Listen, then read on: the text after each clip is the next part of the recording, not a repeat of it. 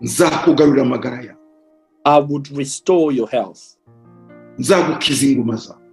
I will heal your wounds. Ntizakizwa na pasiteri. These will not be healed by your pastor, Ntizakizwa na apotre. not by your apostle. Ntuzirukange mu maboko ya profeti ngo agukize inguma no.